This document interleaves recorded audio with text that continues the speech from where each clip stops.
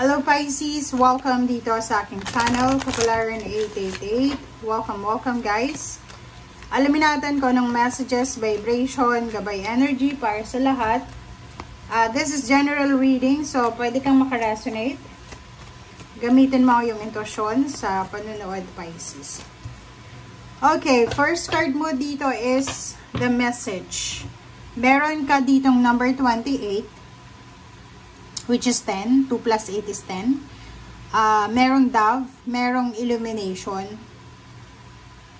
And meron ditong dalawang tree. Diba? Trees. 1, 2. Strong foundation.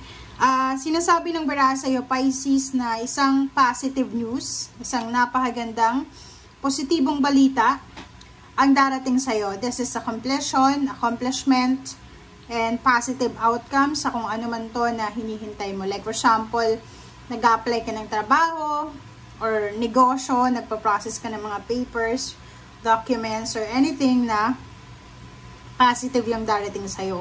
Health, sinasabi ng barahan na ganun din, isang positibong balita tungkol sa iyong kalusugan, ang posibleng darating sa'yo, Pisces. Okay, congratulations sa barahang to kasi maganda to eh. Sobrang positive. I hope na nakikita nyo. Sinasabi sa inyo dito, Pisces, na ihanda mo ang sarili mo para sa isang positibong balita na pwedeng magbigay sa iyo ng sobra-sobrang happiness, joy, and satisfaction.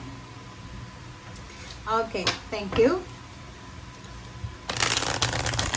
Tingnan natin dito, Pisces, sa second deck if ano pa ba ang additional message.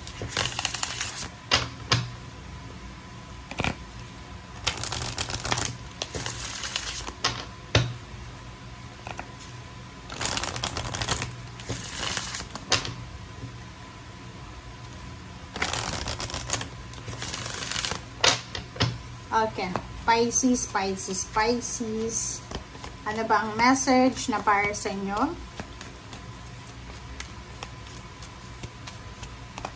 Okay, it's number 35, number 8. This is infinity number. Sinasabi ng baraha sa iyo, Pisces, na speak the language of love. Okay? Loving words have the power to change lives, including your own. So, sinasabi ng baraha dito, Pisces, na panatilihin nating maging positibo sa lahat ng mga sinasabi natin. Kasi yung loving words, positive words na yan, ay may kapangyarihan yan para baguhin ang buhay natin and lalo na yung ibang tao. Okay. Pisces. Tingnan natin.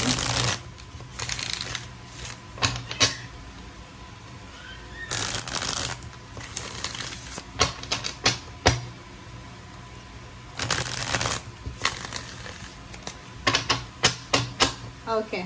Tingnan natin.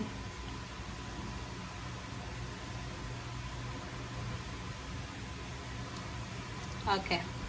So, dito sa next deck, tingnan natin, Pisces, kung ano ang message na para sa'yo. Okay, first two cards natin, Pisces, is Ace of Cups and Page of Pentacles. So, this one ay posibleng, eto na, yung message or yung positive news, positive communication na darating sa'yo na pwedeng magdala sa'yo ng balanse. So, ibig sabihin, isang financial news ang paparating. Yung Page of Pentacles is a prediction siya para sa darating. Diba? So, incoming siya. So, sinasabi ng baraha sa'yo dito, Pisces, na isang financial good news, financial kumbaga communication ang pwedeng dumating sa'yo. It's either promotion, salary increase, higher position, increase ng like mga benefits, or maybe any types ng financial success or financial satisfaction or financial accomplishment ang posibleng makuha mo. And dito sinasabi ng baraha, okay, Page of Pentacles, dito sinasabi ng baraha sa'yo na tawag dyan, may incoming good news. So, sinasabi ng baraha sa'yo dito na may possible na good news na darating. And ang good news na to ay pwedeng magdala sa'yo and the rest ng family mo ng sobra-sobrang happiness, joy, and prosperity. So, sinasabi ng baraha yung financial news na to ay sobra-sobrang kaligayahan ang posibleng ibibigay sa inyo ng universe. Okay, the Pentacles. So, yun. So, kung makikita mo dito, sinasabi na pwedeng yung news na to tungkol sa trabaho.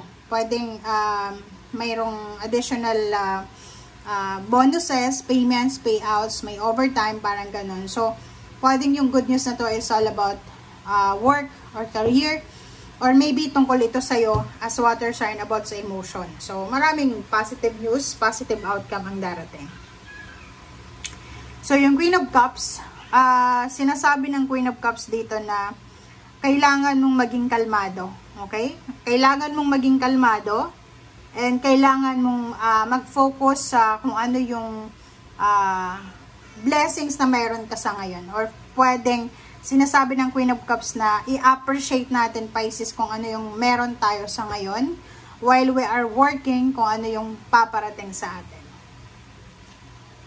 Okay, Five of Pentacles. So, sinasabi ng baraha, yung Five of Pentacles na yan yung mga financial distress or financial scarcity na posibleng ma-overcome mo dahil dito sa positive na tong outcome. So, ibig sabihin, yung mga Pisces na maraming utang, maraming mga expenses na binabayaran every month, sinasabi ng baraha, huwag kang mag-alala.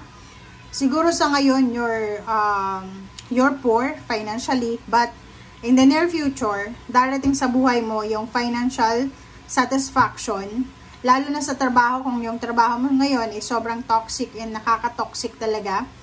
Sinasabi ng baraha, huwag kang mag-alala kasi on the way na yung financial peace and harmony and happiness para sa iyo.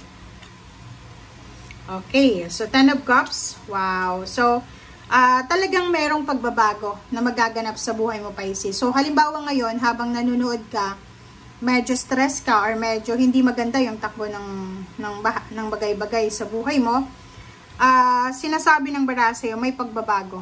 Okay? May magbabago or may pagbabago. And yung Ten of Cups and Wheel of Fortune dito, sinasabi ng baraha sa'yo na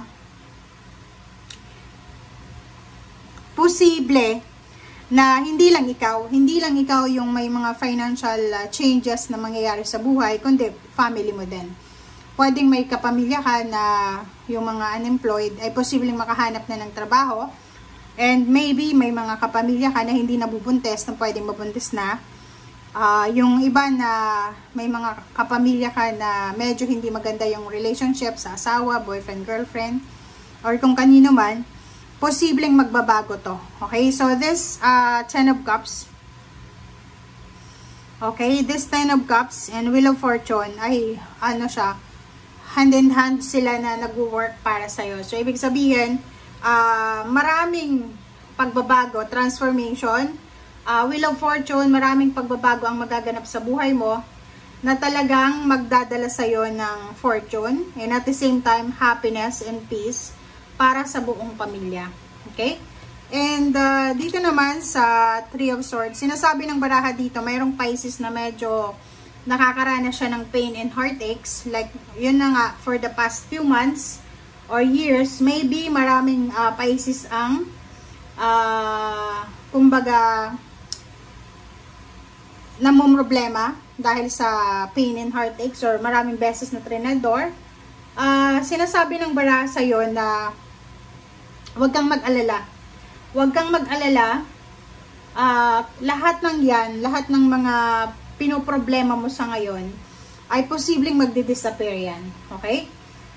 Sinasabi ng baraha sa'yo na yung Wheel of Fortune na to, kung ano man ang financial problems or emotional problems na pinagdadaanan mo, ay posibleng matatapos din yan. So, kumbaga, huwag kang mawalan ng pag-asa.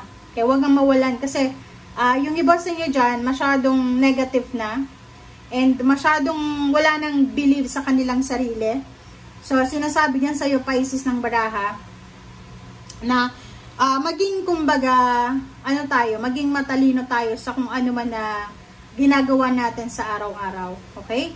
And sinasabi ng baraha sa'yo dyan, na yung emotional happiness mo, siya yung dapat na i-prioritize mo, hindi yung ibang tao. Okay? Tingnan mo ito. Yes, your family, yourself, diba? Your money, your emotion. Okay, Knight of Pentacles and the Empress. Oh, diba? Puro pera siya. Sa ilalim mo, 6 of Rods. Okay, so dito sa 6 of Rods na to, ito yung victory, success, recognition, awards, rewards, or any satisfactory result na pwedeng makuha mo. So, graduation, wedding anniversaries, wedding birthday celebration, retirement, salary increase, higher position, ganyan-ganito. Sinasabi ng bara sa'yo, Pisces, na just keep going lang. Okay? Just let it go. Just keep moving. Keep moving. Keep changing. Parang ganon. Kasi, meron ditong financial news, Knight of Pentacles, meron ditong financial news na pwedeng darating sa'yo. And meron din dito na, kumbaga, etong Wheel of Fortune and the Empress is a double impact para sa buhay mo na pagbabago. So, ibig sabihin yan, may magbabago, financially, emotionally, literal na magbabago sa buhay mo, okay? So, yung the Empress na yan, sinasabi ng bara sa'yo na kailangan mo talaga to na gawin. So, wag mong, kumbaga, wag mong masyadong, anong tawag dyan? Wag mong masyadong, kumbaga, isabotage, diba? Parang gano'n. Wag mong isabotahe yung emotion mo, yung money mo, ganyan, ganito. Make sure na maging strong yung foundation mo and maging matalino ka sa lahat. Okay? Thank you guys. Bye!